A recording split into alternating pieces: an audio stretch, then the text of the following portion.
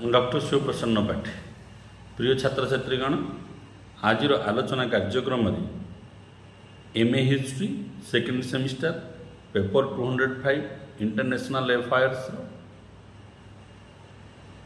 India in the world politics यही अध्याय Indian foreign policy from 1947 to 2000 and silent futures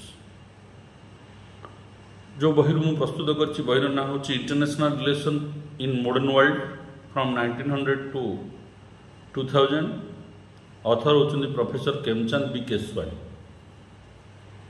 आज ये आलोचना कार्यक्रम आम भारतर विदेश नीति 1947 मान स्वाधीन पर 2000 मसीहा पर्यंत कौन रही ताकू आलोचना करवा। विदेश नीति विषय आमर रहिबो भारतर माने यूएन प्रति सम्मान ता सहित प्रधानमंत्री नूतन विदेश नीति ये सब आलोचना कर। चलते देखिए इंट्रोडक्शन आपण मैंने कौन लिखे। Jawaharlal Nehru formulate and elaborate the foreign policy of India because the Jawaharlal Nehru is the first prime minister of India. He formulates first time and elaborate the foreign policy of India after independence in India.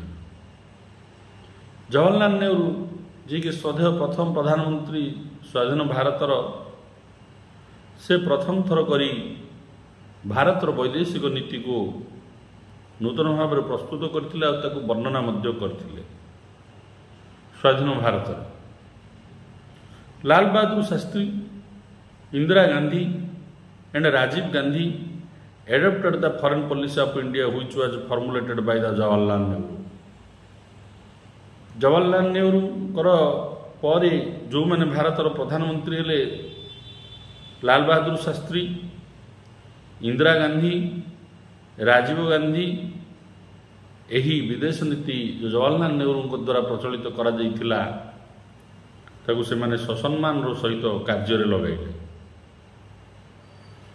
Indian foreign policy is called originality in continuity. India वैदेशिक नीति भारतर वैदेशिक नीति को कहा जाउची originality इन continuity, वास्तववादी एवं चिरश्रोता बोली कहा जाउची। Indian foreign policy now as non alignment. भारतर वैदेशिक नीति को नॉन एलाइजमेंट बोली कहा जाउची। नॉन एलाइजमेंट अर्थ होला पिला माने को भी दल रे न मिसिबा, कौनसी भी दल रे न मिसी न्यूट्रल रहिबा। Jawaharlal Nehru said non alignment in itself is not a policy and it is only part of policy. Jawaharlal Nehru, the first Prime Minister of India, he said non-alignment निरपेक्ष रहिबा गोटिए नीति नुह, गोटिए नीतिर ये अंश बोली कहिसंती। The foreign policy of India is the positive aspect of peace, enlargement of freedom in the world and decline of colonialism and cooperation among the Nations.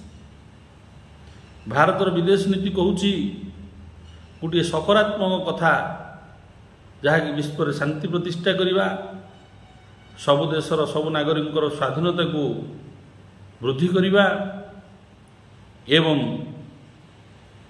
ता सहित जो उपनिवेशवाद रही ताकू पतन करवा एवं प्रति राष्ट्र राष्ट्र भितर बंधुत्व संपर्क रहिबा यह प्रकाश करुच्ची भारतर वैदेशिक नीति। The foreign policy of India is balance between realism and idealism. आपको मध्य कह जाउछि ये रियलिज्म वास्तववादी आ आदर्शवाद नीति बोली मध्य कह जाउछि। जहाँ हम डिस्कशन कला आपण माने इंट्रोडक्शन रे पूरा पैराग्राफ रे लिखिबे। एवं आलोचना करबा silent future of India foreign policy कौन गुरुत्व सब रही। Policy of non alignment policy ଗୁରୁତ୍ୱ ଭିତରେ ରହିଥିଲା ବା କାହା ପକ୍ଷ ନ ନେଇ ନିରପେକ୍ଷ ରହିବା। World is divided in two power blocks known as the American bloc and the Soviet bloc during the time of India's independence. ଯେତେବେଳେ ଭାରତ ସ୍ୱାଧୀନ ହୋଇଥିଲା ସେ ସମୟରେ ବିଶ୍ୱର ଗୋଟିଏ ପରିସ୍ଥିତି ଅଲଗା ରୂପରେ ରହିଥିଲା। ବିଶ୍ୱ ଦୁଇ ଭାଗରେ ବିଭକ୍ତ ହୋଇଥିଲା।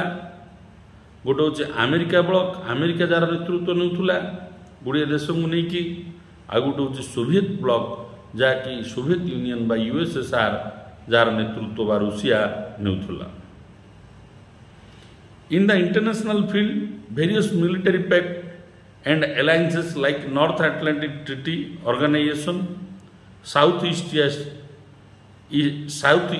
Asia Treaty Organization, SEATO, Warsaw Pact were concluded at the time of independence of India. ଯେତେବେଳେ ଭାରତ ସ୍ୱାଧୀନ ହୋଇଥିଲା 1947ରେ ସେ ସମୟରେ ବିଶ୍ୱରେ ଅନ୍ତର୍ଜାତୀୟ ସ୍ତରରେ ବିଭିନ୍ନ ସାମରିକ ଚୁକ୍ତି ଗୁଡ଼ିକ ହୋଇସାରିଥିଲା।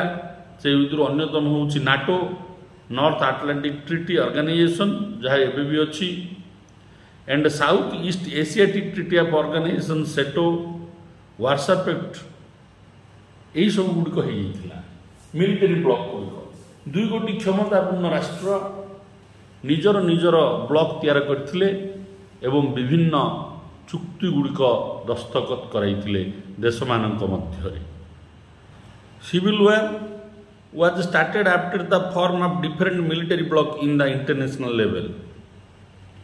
ଯେତେବେଳେ ଅନ୍ତର୍ଜାତୀୟ ସ୍ତରରେ ବିଭିନ୍ନ ମିଲିଟାରୀ ବ୍ଲକ ନାଟୋ, ସେଟୋ, ୱାର୍ସା ଏହିପରି ସୃଷ୍ଟି ହୋଇଥିଲା, ଏହା ହେବା ଫଳରେ ବିଶ୍ୱରେ ଜଣାପଡ଼ୁଥିଲା ଯେ ବିଶ୍ୱଗୃହ ଯୁଦ୍ଧ ଚାଲିଥିଲା, ସିଭିଲ ୱାର ଚାଲିଥିଲା ଦେଶ ଦେଶ ମଧ୍ୟରେ। Those nations join any military bloc in international, they were lost their independence of judgment. ପ୍ରକୃତରେ କହିବାକୁ ଗଲେ ଯେଉଁ ଦେଶ ଗୁଡ଼ିକ ଅନ୍ତର୍ଜାତୀୟ ସ୍ତରରେ ଏହି ସାମରିକ ଚୁକ୍ତି ଗୁଡ଼ିକ କରୁଥିଲେ ସେମାନେ ଜାଣତରେ ହେଉ କି ଅଜାଣତରେ ହେଉ ସେଇମାନଙ୍କର ସ୍ୱାଧୀନ ଭାବରେ ଯେଉଁ ନିର୍ଣ୍ଣୟ ନେବାର କ୍ଷମତାକୁ ହରାଇ ବସୁଥିଲେ। କାହିଁକି ଗୋଟିଏ ବ୍ଲକ ବା ଗୋଟିଏ ଗ୍ରୁପରେ ସେମାନେ ରହିଗଲେ, ଗ୍ରୁପର ଚିନ୍ତାଧାରା ସହିତ ଚାଲିବାକୁ ପଡ଼ୁଥିଲା। The policy of non alignment means independence of action. ସ୍ୱାଧୀନ ଭାବରେ କାର୍ଯ୍ୟ କରିବା ଏହି ନନ୍ ଏଲାଇଜ୍ ମୁଭମେଣ୍ଟର ଅର୍ଥ। କାହିଁକି ଆପଣ କେଉଁ ବି ପକ୍ଷରେ ନାହାନ୍ତି, ନିଜ ସ୍ୱାଧୀନ ନିଜେ କାମ କରିପାରିବେ, ନିଜ ଇଚ୍ଛାରେ ନିଜେ ଆପଣଙ୍କର ନିଷ୍ପତ୍ତିକୁ ସ୍ଥିର କରିପାରିବେ, ସେୟା ଥିଲା ଇଣ୍ଡିଆର ଲକ୍ଷ୍ୟ। The non aligned position of India made it easier for Russia to give economic aid to India. ଏହି ଯେଉଁ ନିରପେକ୍ଷ ହୋଇ ରହିବା ଭାରତର ନିଷ୍ପତ୍ତିକୁ ରୁଷିଆ ପସନ୍ଦ କରିଥିଲା, ଯେ ଗୋଟିଏ ପାୱାର ବ୍ଲକ ହେଇକି ମଧ୍ୟ, ପାୱାର ବ୍ଲକର ହେଡ୍ ହେଇକି ମଧ୍ୟ, and he sanction economical aid, ଅର୍ଥନୈତିକ ସାହାଯ୍ୟ ମଧ୍ୟ ଭାରତକୁ କରିଥିଲା ରୁଷିଆ। ଜନ୍ ଫୋଷ୍ଟର ଡୁଏଲ୍ସ ଇଏ ଜଣେ ବ୍ୟକ୍ତି ଯିଏକି ଆମେରିକାନ୍ ସେକ୍ରେଟାରୀ ଅଫ୍ ଷ୍ଟେଟ୍ ରହିଥିଲେ, ସେଇଠି ସେ କହିଲେ neutrality is immoral about the foreign policy of India. এই কোটেশনটা কইলে নিউট্রালিটি ইজ ইমোরাল, গুরুত্বপূর্ণ। The foreign policy of India helped to close up Korean war in international level. যেତେବେଳେ ଅନ୍ତର୍ଜାତୀୟ ସ୍ତରରେ କୋରିଆ ଯୁଦ୍ଧ ଚାଲିଥିଲା, ଭାରତର ଏହି ନନ୍ ଏଲାଇଜମେଣ୍ଟ ନୀତି, ବିଦେଶ ନୀତି ସାହାଯ୍ୟ କରିଥିଲା କୋରିଆ ଯୁଦ୍ଧକୁ ସମାଧାନ କରିବା ପାଇଁ। କାହିଁକି ଭାରତ ଏହି ଭିତରେ ପଶିଥିଲା ନିରପେକ୍ଷ ଭାବରେ ସମସ୍ୟାକୁ ସମାଧାନ କରିବା ପାଇଁ ଅନ୍ତର୍ଜାତୀୟ ସ୍ତରରେ। India gave his important non alignment thing and refused the peace treaty between the United States and Japan at San Francisco in 1951 and signed a separate treaty with Japan in 1952. 1951 ମସିହାରେ ଯାହାକି ୟୁନାଇଟେଡ୍ ଷ୍ଟେଟ୍ ଅଫ୍ ଆମେରିକା ଆଉ Japan ମଧ୍ୟରେ San Francisco ଠାରେ ଗୋଟିଏ ଚୁକ୍ତି ଦସ୍ତଖତ ହୋଇଥିଲା, ଶାନ୍ତି ଚୁକ୍ତି। କିନ୍ତୁ ଭାରତ ନିଜର ନନ୍ ଏଲାଇଜମେଣ୍ଟ ନିରପେକ୍ଷ ଚିନ୍ତାଧାରା ଯୋଗୁଁ ଏହି ଚୁକ୍ତିଠୁ ଦୂରେଇ ରହିଲା ଏବଂ ଦସ୍ତଖତ କରିଲା ନାହିଁ। 1952 ମସିହାରେ ଜାପାନ ଏହାକୁ ସ୍ୱତନ୍ତ୍ର ଭାବରେ ଭାରତ ସହିତ ଅନ୍ୟ ଗୋଟିଏ ଟ୍ରିଟି କରିଥିଲା। ତାର ଅର୍ଥ ଏଠି କହିବାକୁ ଗଲେ ଭାରତ ନିଜର ନନ୍ ଏଲାଇନମେଣ୍ଟ ଚିନ୍ତାଧାରାକୁ ବଜାୟ ରଖିଛି। India accorded recognition to People's Republic of China and pleaded the cause of her membership of the UN।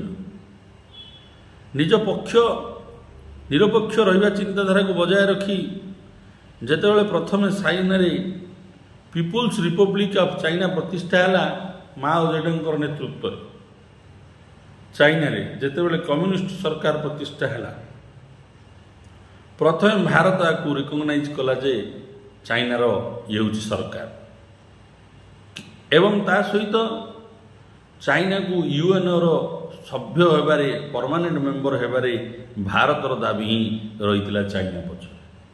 ନିଜର ସ୍ୱାର୍ଥ ଛାଡ଼ି ନିରପେକ୍ଷ ଭାବରେ ଭାରତ ସମର୍ଥନ କରିଥିଲା ଚାଇନାର ପିପୁଲ୍ସ ରିପବ୍ଲିକ୍ କମ୍ୟୁନିଷ୍ଟ ସରକାର ଏବଂ ୟୁଏନ୍ର ସ୍ଥାୟୀ ସଭ୍ୟ ପାଇଁ। ତାପରେ ଆମେ ଆଲୋଚନା କରିବା एंटी कॉलोनियलिज्म। एंटी कॉलोनियलिज्म कौन? The liberation of Goa in 1961 from Portuguese.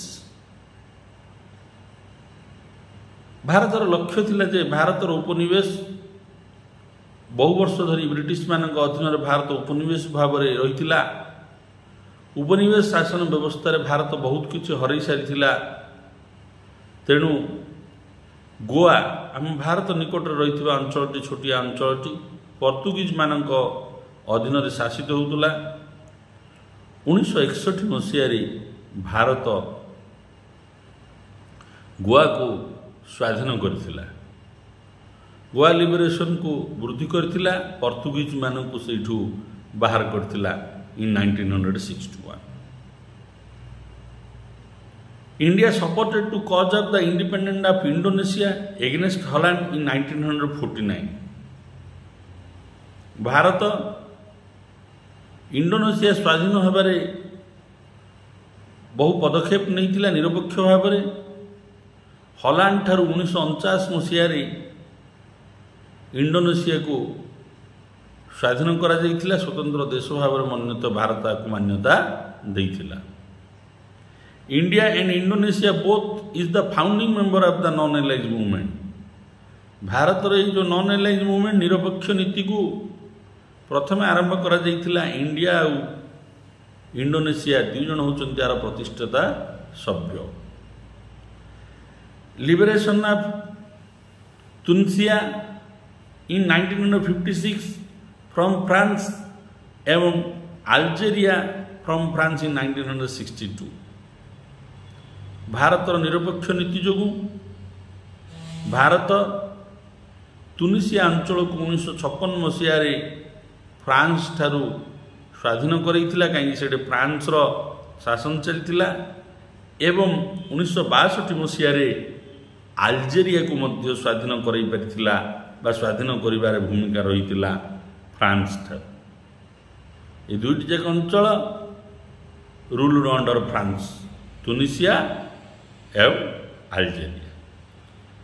annexation of Tibet by communist China, India opposed to China and signed the Panchashila agreement. The Tibetan 14th Dalai Lama came to India।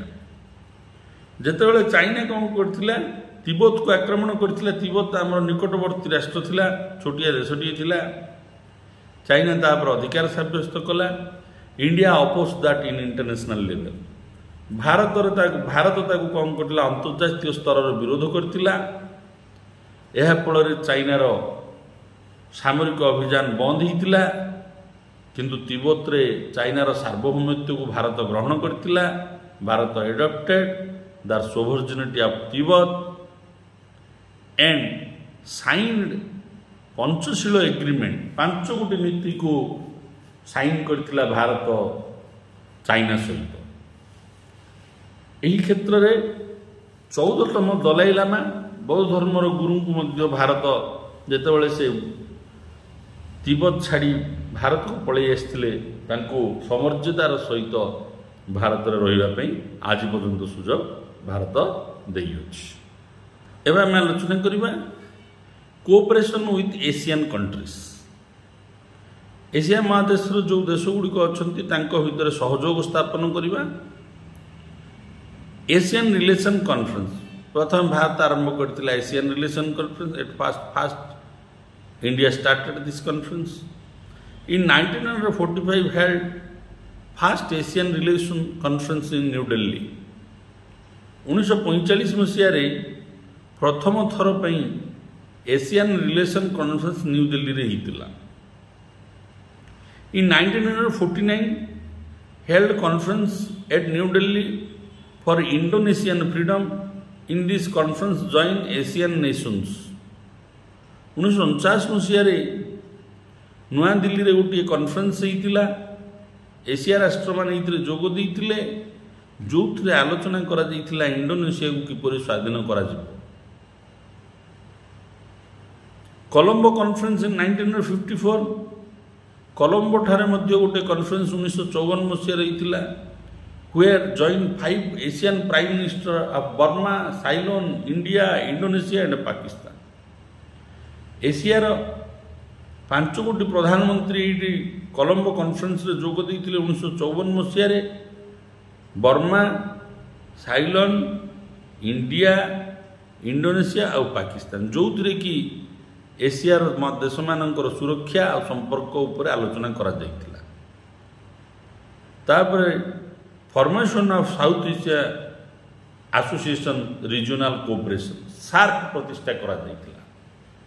एही Colombo conference पर formation of south Asian association of regional cooperation. Rajiv Gandhi was the prime minister of India during the time of the SAARC formation. यही south Asian association of regional cooperation जितेबाला drafting करागला बा प्रस्तुत करागला से समय भारतर प्रधानमंत्री थिले राजीव गांधी।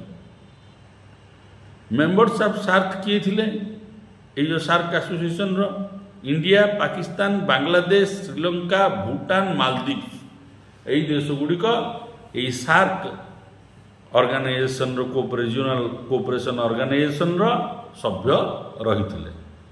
तापर हितला पिला माने Dhaka summit conference in 1985 this summit decided on combat terrorism and stop drug trafficking. Dhaka ठारे 1985 मसीह गोटे सभा होता जो कि आलोचना करा जायतिला आतंकवाद विरोध में कार्य करवा आउ परिवहन रे जो प्रतिबंधक रही ताकू सब दूर करने आलोचना करा जायतिला। तापर हम आलोचना करवा ऑपोजिशन टू पॉलिसी ऑफ एप्रेथेड और कलर फिलिंग। कला गोरा भेदभाव जो आफ्रिका रे जो परिस्थिति उपजिला ताकू विरोध करथिला भारत। एप्रेथाइड अर्थ है वर्ण वैषम्य बा colour film. Political and civil rights of the coloured people of South Africa. South Africa रे जो राजनीतिक एवं साधारण अधिकार मानवर को लेकिन जो साउथ अफ्रीकार फरक थिला कलर को कला गोरा को लेकिन भारतर पदक्षेप नहीं थिला।